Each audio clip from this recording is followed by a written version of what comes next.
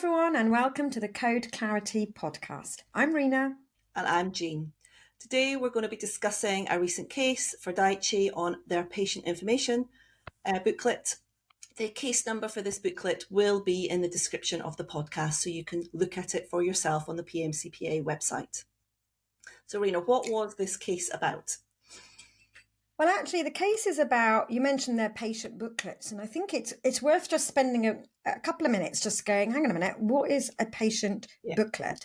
So we know there are regulatory documents like the patient information leaflet, which is put into packaging so that patients prescribed a treatment can access information that's based on the license.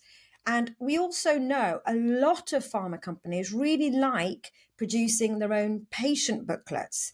In my experience, when I've chatted particularly to nurses in the past, they've said they look nicer, these booklets. They are easier to read, and patients sometimes prefer them than the kind of black and white, very tiny font that you might find in a box. So this case is all about how Daiichi produced these separate patient booklets, but the complaint, I understand, was all about their content. So over to you for what went wrong. So the crux of this complaint was, do you have to replicate everything that's in the patient information leaflet into the patient information booklet? So do you have to contain all of that information? And the particular focus was on the safety information that was presented in the booklet. And was that comprehensive? Did it cover everything? And the simple answer is, no, you don't. Both. That was Daiichi's kind of argument, was you don't need to include everything. There's nothing to say that you do. And they had clear statements saying, please refer to the package leaflet. And the panel agreed, you don't have to have it in. However, it's all about the impression. And the panel's concern was that if the overall impression of this booklet was such that it implied you did have all of the relevant information in it, that would be a problem, and it would be a safety problem.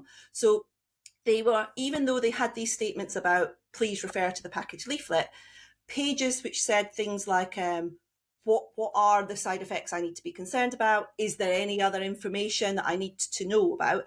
Gave the impression that this was kind of a one-stop shop and would contain all of the important information, which it didn't. And because it didn't, that was the breach. So actually, but I think this is the point, isn't it? We've already just said that we know companies know that patients prefer to read these booklets. So you're absolutely right. Don't give them the impression that that's the only place that they need to go. And so it's a real shame that there's a few no breaches for certain information and wasn't needed. And then they've got a few breaches for information that was needed. So top tips, how is a company going to know in the future whether to add info or not? I think it comes back to that basic thing of taking a stand back from your material and thinking, who is this aimed at? It's aimed at patients. What can we reasonably assume them to know or need to know in that thing? And I think there's a real difficulty when you're in the kind of weeds of producing material, that you know your product really well, you know what you're trying to achieve, and you can sometimes miss that kind of obvious, does everybody else know this? So it's all about. And do you know one thing I think people are almost think of as an excuse is when you stick that disclaimer in going, please read the patient information leaflet. I think there's a sense that people go, oh, it's all right, because actually we've put that on, so we don't need to put everything in there, right? It's not a get out of jail card. It doesn't allow you to exclude. If you've got important information, then you can do it, but always have that reflection back on, it's a patient that is reading this. What did you do? And I would just give a quick trailer for another one. There was another couple of recent cases where a very similar ruling happened for websites that were aimed at HCPs. Same sort of issue. We'll cover that in another podcast.